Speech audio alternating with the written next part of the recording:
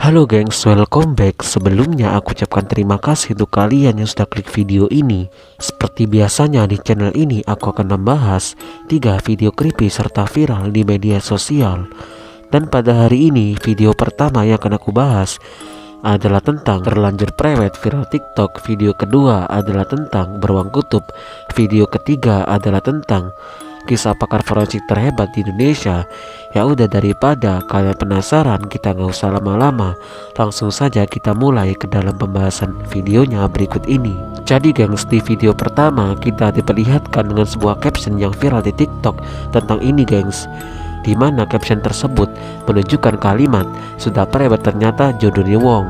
Lantas bagaimanakah kronologi dari sebuah berita yang viral tersebut? Berikut akan aku bacakan berita singkat dari kejadian tersebut. Pengguna akun TikTok @izurfa viral karena membagikan kisah seorang cewek selingkuh meskipun sudah tunangan.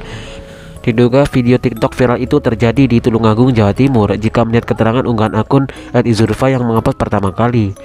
Dalam akun TikTok tersebut juga disebutkan bahwa sang cewek sudah melakukan foto prewedding bersama pasangannya. Video yang viral adalah ketika sang pria memergoki tunangannya sedang bersama pria lain. Di sana dijelaskan saat itu sang pria sedang melakukan video call dengan istri. Sang perempuan tidak menjawab dan hanya terdiam mendengar pertanyaan dari sang laki. Kemudian sang laki membalik kameranya sehingga apa yang dilihat sang laki juga dilihat sang perempuan.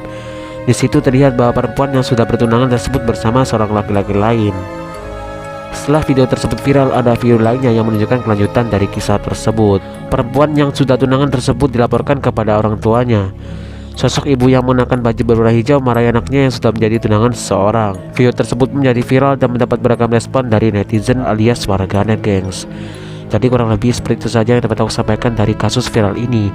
Untuk kalian yang mau tahu informasi atau update berita yang lebih lanjut dari kasus ini, kalian bisa mencari sendiri informasinya di media internet yang lainnya gengs. Sedangkan di video kedua adalah tentang beruang kutub, dimana adalah sebuah video yang cukup mengerikan yang beredar di internet luar, dimana dalam video tersebut awalnya terlihat seperti di kutub utara gitu gengs. Diketahui ada beberapa pendaki yang berada di kutub tersebut, namun biasanya pendaki-pendaki yang lain beruang yang sangat ganas yang terkenal di kutub utara. Namun ini malah pendaki tersebut justru mendekati beruang kutub tersebut.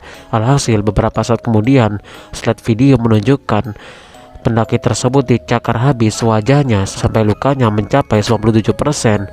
Walaupun begitu, dikatakan bahwa si pendaki tersebut tetap masih hidup dan bisa diselamatkan walaupun wajahnya sudah tidak beraturan lagi gengs. Dan diduga kejadian tersebut terjadi pada tahun 2019 silam, namun tidak diketahui pasnya di mana dan juga orang mana yang menjadi korban beruang yang sangat luar biasa beringas tersebut gengs. Sedangkan di pembahasan ketiga kita akan membahas seorang pakar ahli forensik yang cukup terkenal di Indonesia pada masanya dan juga mendapat berbagai pujian karena telah memecahkan beberapa kasus kematian. Lantas siapakah dia dan bagaimanakah kisahnya? Langsung saja kita simak bareng-bareng ceritanya. Memang Muni Idris kini telah tiada, namun selama hidupnya dia telah membongkar sejumlah kasus pembunuhan yang menyisakan misteri. Muni memang kerap dilibatkan dalam sejumlah kasus pembunuhan oleh polisi sebagai ahli forensik. Dia menjadi tokoh sentral dalam proses autopsi hingga identifikasi jenazah. Tak heran dia punya segudang cerita soal kasus-kasus tersebut. Berikut merupakan 5 misteri pembunuhan yang diungkap oleh Muni Idris dalam bukunya X-Files Indonesia. Yang pertama adalah kejanggalan kasus Marsina. Kematian pejuang buruh PT Catur Putra Surya Marsina masih menjadi tanya besar. Pakar forensik Abdul Munim Idris menemukan berbagai kejanggalan visum saat diminta jadi saksi ahli meringankan kasus tersebut di persidangan. Meski sempat dilarang oleh koleganya, Munim saat itu tetap ngotot bersaksi. Bersama kuasa hukum bos PT CPS Judi Susanto, Trimulja Dr. Surjadi, Munim menemukan banyak kejanggalan dalam visum. Meski jenazah Marsina sudah dibedah, tapi tidak jumpai laporan keadaan kepala, leher, dan dada korban. Di dalam visum juga disebutkan Marsina tewas akibat pendarahan dalam rongga mulut. Fakta persidangan juga menyebutkan Marsina ditusuk kemaluannya dalam waktu yang berbeda, tapi dalam visum hanya ada satu luka pada labia minora. Yang kedua adalah kematian mahasiswa Trisakti. Suasana di Jakarta di malam penembakan mahasiswa Trisakti sangatlah mencekam. Pakar forensik Dr. Abdul Munim Idris yang ikut mengautopsi menceritakan bagaimana menakutkannya keadaan saat tertembaknya 4 mahasiswa itu. Saat kejadian, Munim mendapat telepon dari Kasat Reskrim Polres Metro Jakarta Barat, Idam Aziz, untuk mengotopsi jenazah korban penembakan.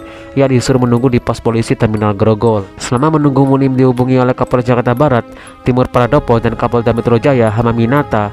Ia disuruh menunggu sebelum diperintahkan ulang autopsi. Kemudian Munim pun berangkat menuju rumah sakit Sumber Waras dan memonceng motor petugas. Di tengah perjalanan, Munim merasakan keanehan petugas yang bawanya memilih untuk melalui jalan tikus. Padahal saat itu keadaan tengah sepi dan seharusnya mereka bisa langsung lurus menuju rumah sakit Sumber Waras. Sesampainya di rumah sakit, Munim bertemu dengan mahasiswa dan keluarga korban. Mereka semua menolak untuk diadakannya pemeriksaan bedah mayat. Setelah Munim berusaha meyakinkan keluarga, akhirnya pemeriksaan pun dimulai. Setelah melakukan pemeriksaan sekitar 90 menit, Munim mendapatkan hasil. Masing-masing mendapat luka tembak pada daerah mematikan, bukan untuk melumpuhkan. Usai pemeriksaan, Munim kembali ke ruang administrasi. Di sana, Munim bertemu dengan Marzuki Darusman dan Amaral, yang pada saat itu menjabat sebagai ketua dan sekretaris jenderal Komnas HAM. Kemudian yang ketiga adalah misteri peluru Nasruddin. Kematian pengusaha Nasruddin Zulkarnain juga tidak luput dari autopsi pakar forensik Abdul Munim Idris. Dalam proses penyelidikan, polisi ternyata pernah meminta agar Munim menghapus data penjelasan jenis peluru yang menewaskan Nasruddin. Usai ditembak, Nasruddin memang sempat mendapat pertolongan ke Rumah Sakit Mayapada Tangerang dan Rumah Sakit Gatot Subroto. Inilah yang membuat Munim menegaskan adanya manipulasi jasad korban. Untuk mengotopsi jenazah Nasruddin, Munim juga mengaku ditelepon oleh 3 polisi, yang terakhir seorang pangkat komjen untuk minta kesediaannya melakukan otopsi. Munim yang mengikuti seluruh proses persidangan, 9 terdakwa sebagai saksi ahli mengaku tidak tahu ada nama Rani. Tak lama kemudian nama Rani keluar. Dari situ Munim mengerti tentang pola permainan ini, katanya. Yang keempat ada Munir dan arsenik. Ahli forensik Rumah Sakit Abdul Munim Idris ikut membantu otopsi jenazah pejuang HAM Munir Said Talib. Munim juga ditugaskan untuk membantu membongkar kasus itu pun memberikan sebuah fakta menarik. Munim saat itu tempat terkejut mengetahui Munir tewas akibat diracun arsenik. Cara pelaku membunuh dengan arsenik dianggap sangat pintar. Munim sempat menolak ajakan polisi ke Belanda untuk memastikan kematian Munir. Hasil autopsi di Belanda sudah cukup dijadikan bukti penyebab kematian Munir.